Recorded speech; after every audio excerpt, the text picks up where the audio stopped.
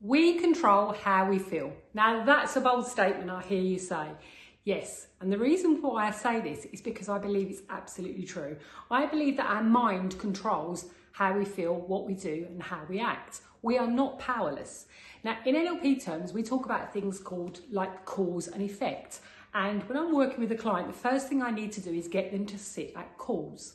If you sit at cause, which means you are the cause of how you feel and how you act, you can change this. You have the power.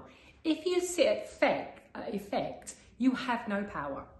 So for instance, take the scenario of the man that's driving to work, and as he's driving to work, he gets cut up by somebody else. He immediately gets angry. He vents his anger, he vents his frustration, he toots his horn, and he's so cross. And he gets to work and he tells everybody in the office how cross he is and how unjust it was this person cut him up. And he carries the anger all day. And he goes home and he tells his wife or his spouse or his partner that he's so angry about what happened that day.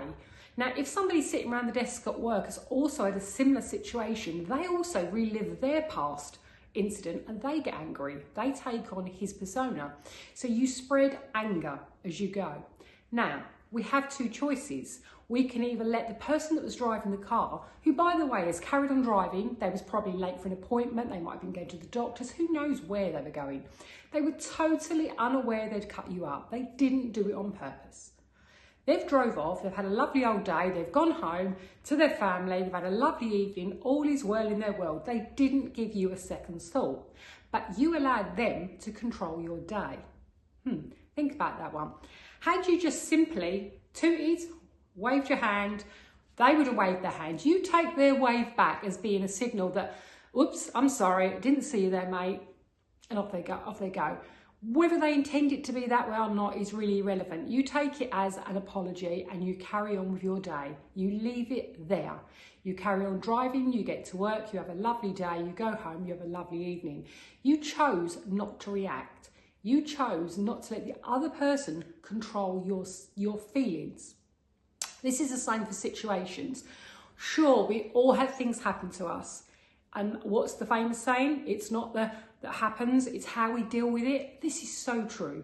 We choose in every situation how to deal with what happens to us, whether it's being cut up, whether it's being made redundant, whether it's somebody picking an argument with us, it's whether we have poor service in a restaurant. No matter what it is, things are sent every day to challenge us. You might be suffering from a breakup, a bereavement. There's circumstances that happen that are totally beyond our control. I get this.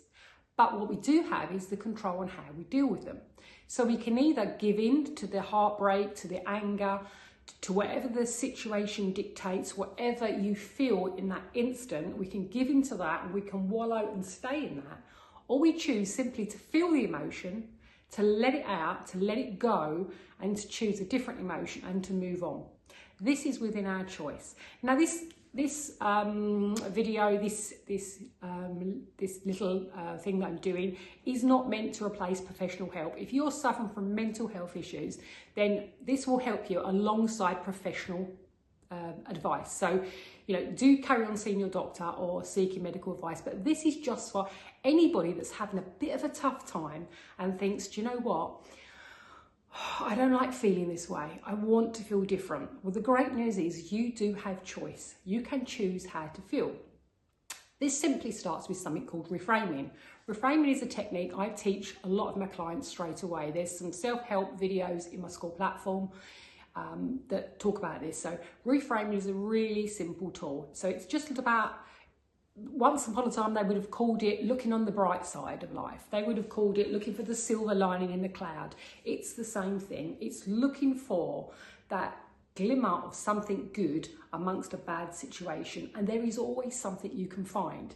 It's then choosing that reframe, choosing that different attitude and kind of moving on, not being stuck in the past, not being stuck dealing with old issues, but choosing to move on in a new way. We choose. So sitting at calls means you sit at the call. So I coach a lot of horse riders in my day-to-day work. A rider that says, oh my God, my horse spooked and I fell off.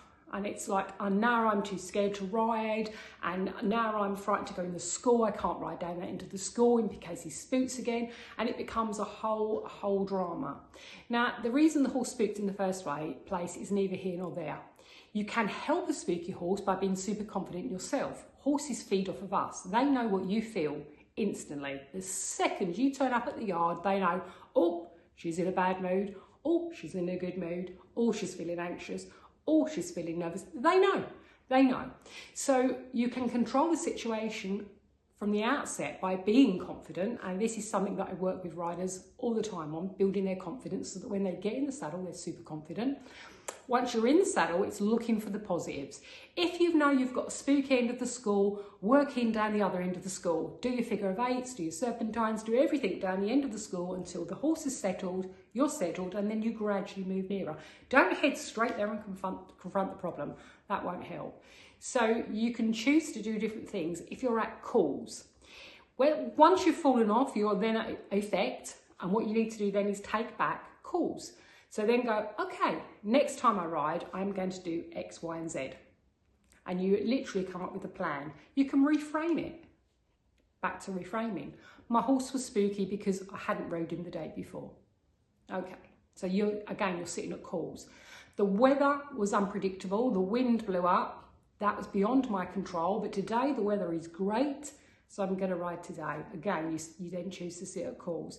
Choosing to sit at calls will always help you when you're dealing with a situation, whether it's in real life or whether it's a sporting event. Choosing your attitude every time helps. It really does. If you need help with choosing your attitude, if you get stuck in a rut, if you're hanging on to anger, sadness, grief, guilt, I can help with this. We do something called timeline therapy, which is great for getting rid of the baggage that we carry. I call it the bag of life that we carry with us. I can help you unpack that and get rid of that baggage during a single session. It's really quite effective.